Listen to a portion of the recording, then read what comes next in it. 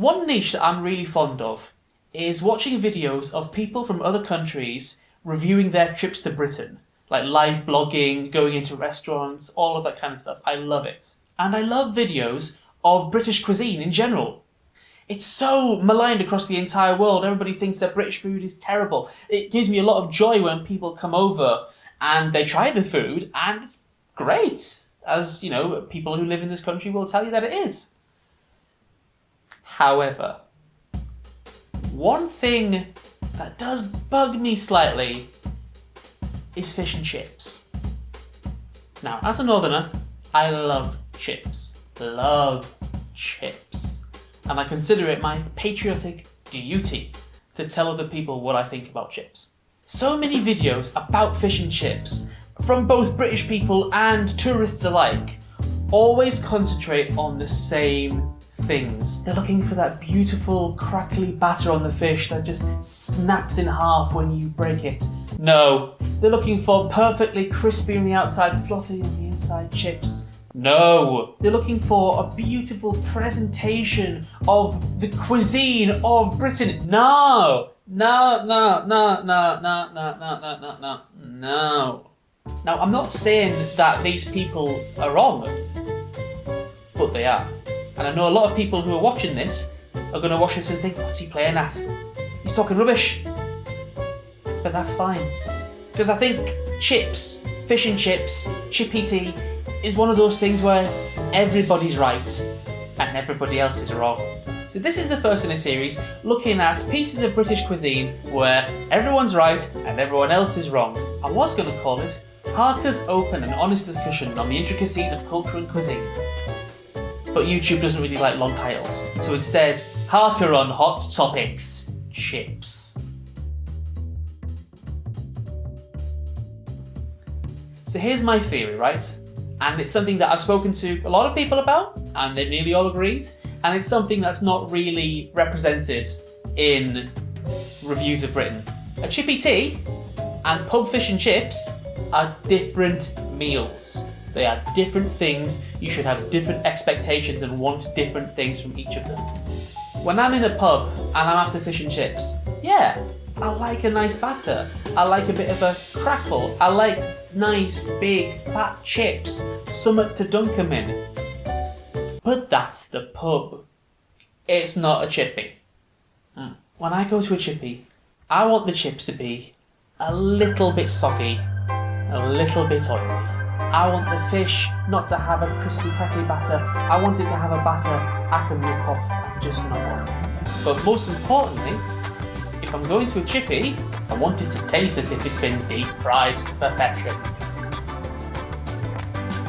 I'm pretentious enough to be one of those people. I go into a chippy and they go salt and vinegar, and I go no, just salt, my good person. And then I go home and I add my own vinegar. I know, I'm horrified to say it, but cider vinegar tastes that much better. I mean, malt vinegar has its place.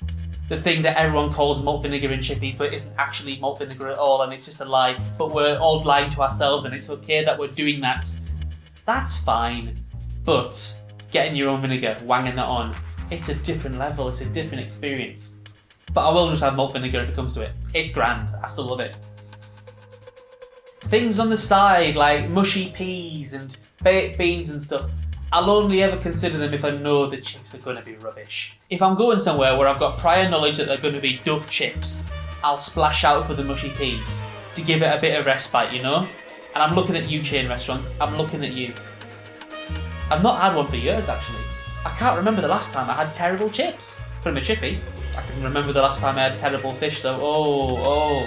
And that's another story, actually. The variation in chippies across the country. Oh, even in the towns, you know? About 10 years ago, I was living in another part of the city. There was snow everywhere, middle of December, and I fancied some fish and chips. And so I went to the only place that was nearby that did them. It was Slim Pickens. I got some, and I took it back. And I've never been more disappointed in my entire life. Because the entire thing was just bones. It's like they literally got the rib cage of a cod, wanged it with some batter, deep fried it, and poured it off for £6 flipping. And to that day, I've never set foot in it again. It's changed owners since then. It's a different place. I've still never been. That's how much it upset me. Chip Butties. Now, Chip Butties are the king of the chippy tea. Absolutely spectacular. But for me, it's got to be a roll, or a bap, or a bread cake, or a tea cake, or a balm, or whatever you want to call it. Whatever area of the Great Northern Fights you live in, it's got to be a roll. I can't be doing with bread, because with the roll, you've got nice, pillowy insides, and you don't have the crust. I've got not against crusts, but the roll does it for me every single time. Slather it on with the butter, pile it with chips, in it goes. It's just the best thing in the world. Reaction shots. I mean, really, what's not to like? It's carbs on carbs. You genuinely can't get better than this. Well, actually, you could. You could do carbs on carbs on carbs. Back at university, which was a long time ago now, you could get a portion of chips for £1. But for £1.20, you could get a chip butty. It was literally a polystyrene tray, massive floured bap in the bottom, and then a standard portion of chips on top. And what you'd do is you'd nibble away on the chips until you'd got just enough left that you could slam that bap shut. By which point, all of the grease from the chips had soaked into the bread, and you were left with something which was just... It was just a heart attack in a bite, but it was so delicious. And that got me through so much of university, and it's no flipping wonder I was so fat. Nigella's chip kebab. And what this is, you take a wrap, slather it with hummus. I'm doing the shop board as Nigella would want it. Squirt of lemon juice, bang it full of chips, and then bang it in your mouth. Wish I had a table big enough to be able to show you me wrapping this up. You're just going to have to take my word that it was a fantastic wrap. Here we are.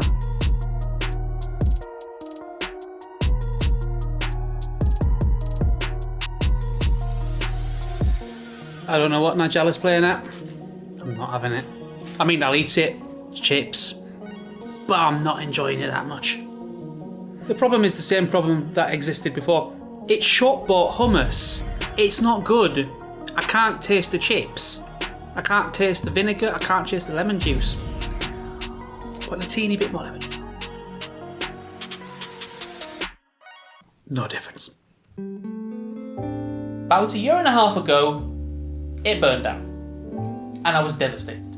Absolutely devastated. Because a chippy in the UK is a bit like an allegiance. It's like a home base, you know? You pick a chippy, you go to it. If you change it, oh, no, don't go there. Don't go there.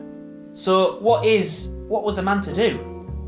Now the answer, fortunately, is that they had a second one. Halfway across the city, but it exists. And it's every bit as good as the original place.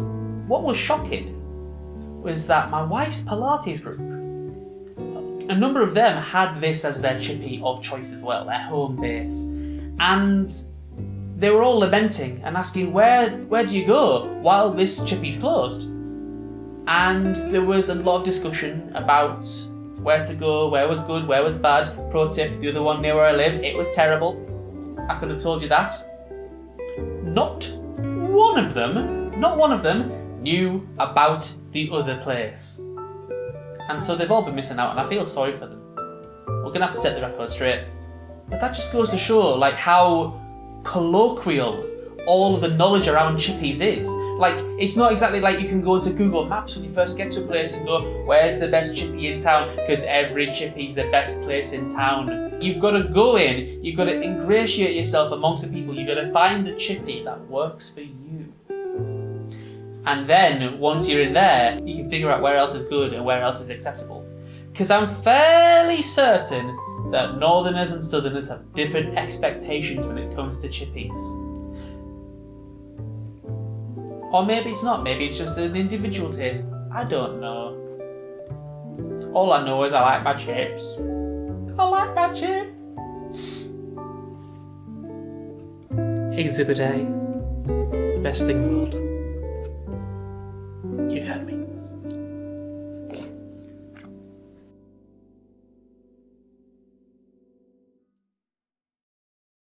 But this is just me, right? This is the way that I do chippy teas. A lot of you will be doing something different. So I want to know, how do you do a chippy tea? How do you like the chips? How do you like the fish? What am I doing wrong? What am I doing right? Please tell us. I might just follow up. Because I'm starved for content.